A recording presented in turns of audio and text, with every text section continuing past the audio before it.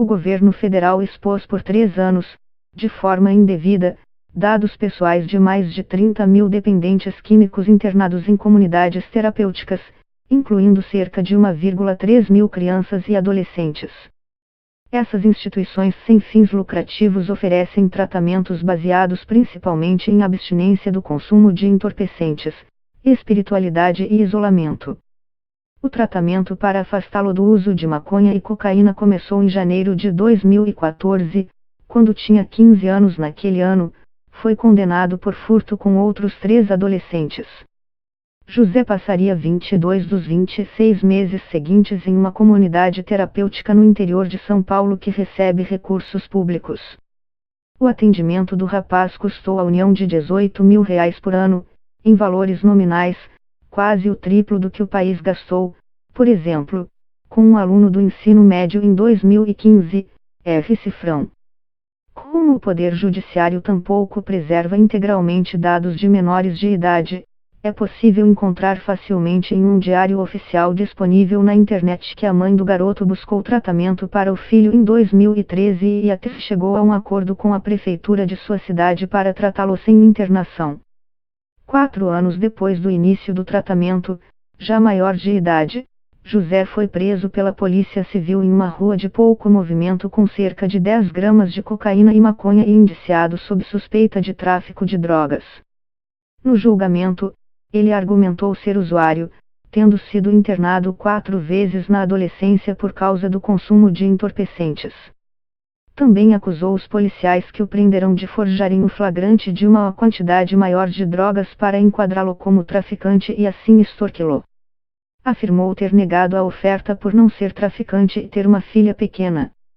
Na sentença, a juíza disse que a versão dos policiais só poderia ser desmentida se o acusado apresentasse provas de sua inocência. Também afirmou que não havia qualquer testemunho que comprovasse a longa trajetória de José como usuário de drogas. Em 2018, ele acabou condenado a 5 anos de prisão. Grande parte destes detalhes sobre a vida de José estavam entre os dados publicados em 2016, ainda durante a gestão Dilma Rousseff, PT, no portal de dados abertos do governo federal. Todas as pessoas internadas entre maio de 2013 e abril de 2016 em vagas custeadas pelo governo tiveram nome completo, data de nascimento, CPF, profissão, tipo de droga que levou ao tratamento e até custo de internação revelados indevidamente. Além disso, também mostram dados sobre auditorias, contas bancárias de comunidades terapêuticas e os nomes, telefones e CPFs dos responsáveis por essas entidades. No entanto, a legislação brasileira determina o sigilo absoluto desses dados de saúde, que tem alto potencial de estigmatização social. O Estatuto da Criança e do Adolescente, ECA, fala em direito ao respeito, que consiste na inviolabilidade da integridade física, psíquica e moral da criança e do adolescente, abrangendo a preservação da imagem, da identidade. Em uma nota, o Ministério da Justiça e Segurança Pública afirmou que os cerca de 100 arquivos relacionados ao sistema de gestão de comunidades terapêuticas que estavam disponíveis no portal Dados Abertos fazem parte de uma extração realizada em 2016 de todo o sistema, que em análise preliminar não considerou as questões afeitas à restrição de dados pessoais. Esta extração não era de conhecimento da atual gestão desta diretoria. Ainda segundo a pasta, de comum acordo com o Ministério da Cidadania, o Ministério da Justiça e Segurança Pública solicitou à ouvidoria desta pasta, responsável pela gestão deste assunto, que tomasse providências de indisponibilizar o acesso a estes arquivos para reavaliação. Para Miriam Ventura, advogada e professora do Instituto de Estudos em Saúde Coletiva da UFRJ, Universidade Federal do Rio de Janeiro, a divulgação desse tipo de dado pessoal sensível amplia a possibilidade de estigmatização desses indivíduos, que podem ter ainda mais dificuldade para conseguir emprego no futuro, por exemplo. O sigilo de informações sobre pacientes é um requisito básico de ética médica e de ética profissional. Já Lígia Prado da Rocha, defensora pública federal, argumenta que dados médicos de pacientes são sigilosos e não se enquadram nas diretrizes da Lei de Acesso à Informação, norma que regulamenta a divulgação de dados produzidos por órgãos dos governos.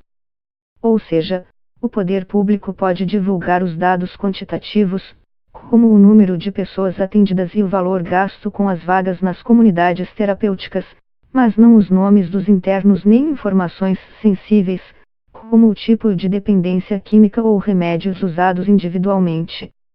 O direito da pessoa estabelece que tratamentos médicos precisam ser mantidos na esfera privada e íntima. Essas informações são restritas, só quem tem direito ao acesso são o paciente e o hospital, ou o equipamento de saúde que presta o atendimento público, como no caso das comunidades terapêuticas, explica Rocha, que faz parte da Secretaria de Direitos Humanos da Defensoria Pública da União. Quando o Estado publica essa informação, ainda mais porque elas são estigmatizantes, nasce um direito ao ressarcimento à exposição indevida, afirma a defensora. A advogada Alessandra Gonçalves, sócia do W. Faria Advogados e especialista em compliance, afirma que todas as 30.000 pessoas que tiveram dados pessoais divulgados pelo governo federal podem pedir indenização à Justiça. O Ministério Público tem aberto investigações para cobrar indenizações às vítimas, além de multas, em casos de grandes grupos de pessoas com dados privados violados. E quanto mais tempo a informação ficou disponível, maior o dano, explica. Para Gonçalves, o vazamento de dados de menores de idade é ainda pior. Todos temos esse direito à inviolabilidade da intimidade, mas, em relação às crianças e adolescentes, esse tema é muito mais sensível, por isso há uma legislação específica para essa faixa etária, o ECA, diz. As comunidades terapêuticas são um dos vários modelos de atenção a dependentes oferecidos pela saúde pública. Os leitos, oferecidos gratuitamente, são financiados pelo governo federal e cada um custa R$ por mês, atualmente. A participação desses equipamentos na Política Nacional sobre Drogas, para combater o vício em crack, começou durante a gestão Dilma e vem ganhando força na política pública voltada à dependência química da gestão Jair Bolsonaro. Segundo dados do governo federal, foram repassados cerca de R$ 234 milhões para 384 entidades deste tipo de 2015 a 2018, em valores nominais. Em março, o atual ministro da Cidadania, Osmar Terra, aumentou em 78% o número de entidades do tipo contratadas, de 280 para 497. Neste ano, serão repassados R$ 149 milhões para custear 10,8 mil vagas, sem licitação. É possível, a partir da análise dos dados expostos indevidamente pelo governo brasileiro, traçar um perfil dos milhares de acolhidos em comunidades terapêuticas entre 2013 e 2016. O tempo em que ficam nas entidades é determinado, segundo a lei, por um plano individual traçado em comum acordo entre a comunidade terapêutica e a pessoa acolhida voluntariamente. Em geral, esse período varia entre 6 e 12 meses e as pessoas podem deixar o local quando bem entenderem. A Resolução Janeiro de 2015 do CONAD, Conselho Nacional de Políticas sobre Drogas, que regula comunidades terapêuticas, determina que o acolhimento não poderá exceder o limite de 12 meses no período de 24 meses. Mas, segundo os dados expostos pelo governo, mais de 100 acolhidos ocuparam uma vaga em uma comunidade terapêutica entre 18 e 26 meses. Segundo especialistas, um dos principais problemas relacionados à internação forçada de menores de idade está relacionado ao número diminuto de comunidades terapêuticas destinadas a receber exclusivamente adolescentes.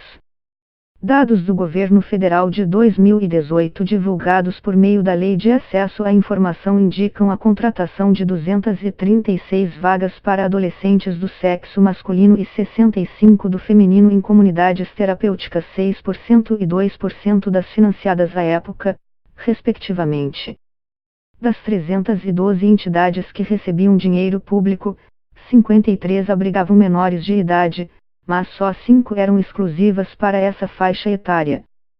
Segundo um mapeamento do IPE, Instituto de Pesquisa vinculado ao Ministério da Economia, divulgada em 2017, uma em cada 5 comunidades terapêuticas do país disse abrigar jovens entre 12 e 17 anos. Há cerca de 2.000 entidades do tipo em funcionamento no Brasil. A leitura da Bíblia é uma atividade diária em 89% delas, e a participação em cultos e cerimônias religiosas é obrigatória em 55%. A presença de adolescentes em comunidades terapêuticas afronta a primazia do direito à convivência familiar, complica o desenvolvimento escolar e pode criar uma demanda forçada, a pretexto de proteger os adolescentes, afirmou o promotor Márcio Rogério de Oliveira, do Ministério Público de Minas Gerais, na Assembleia Legislativa Mineira em 2017. Em 2018, uma clínica terapêutica na cidade mineira de Conceição do Pará, que já havia sido denunciada 3 anos antes por irregularidades sanitárias, passou, em razão de uma reforma, a permitir a convivência entre internos adultos e menores de idade. Pouco tempo depois, um acolhido foi preso sob acusação de abuso sexual de adolescentes internados ali. Um relatório produzido pelo Ministério Público Federal e pelo Conselho Federal de Psicologia em 2018 aponta que pais, justiça, prefeituras e até conselhos tutelares têm enviado adolescentes para esses locais. O documento cita casos em que menores de idade deixaram de frequentar a escola durante o período de tratamento. Para Daniel Palotseco, advogado do Núcleo da Infância e Juventude da Defensoria Pública de São Paulo, internações de menores de idade nessas comunidades são irregulares, mesmo quando decididas pela Justiça. Ele também defende que os métodos, mesmo quando adotados em hospitais ou unidades públicas de saúde, sejam exceções caso outras possibilidades de tratamento tenham se mostrado ineficientes. A nova Lei de Política de Drogas, aprovada pelo Senado, afirma que as comunidades são equipamentos de acolhimento voluntário. Não é um tratamento médico. Então, a lei não permite que um menor de idade possa voluntariamente entrar nesses locais, ele não tem o poder de decidir isso, explica. A Justiça só pode interná-lo em equipamentos de saúde pública, desde que seja demonstrado em laudos que todas as possibilidades de tratamento em meio aberto foram esgotadas. A advogada Mariana X. Santos, coordenadora de Infância e Juventude do Instituto Brasileiro de Ciências Criminais, critica a maneira como essas internações têm sido autorizadas pela Justiça. É uma maneira de prender essas pessoas nessas instituições que trabalham de uma maneira muito parecida com os manicômios, que são vedados pela legislação.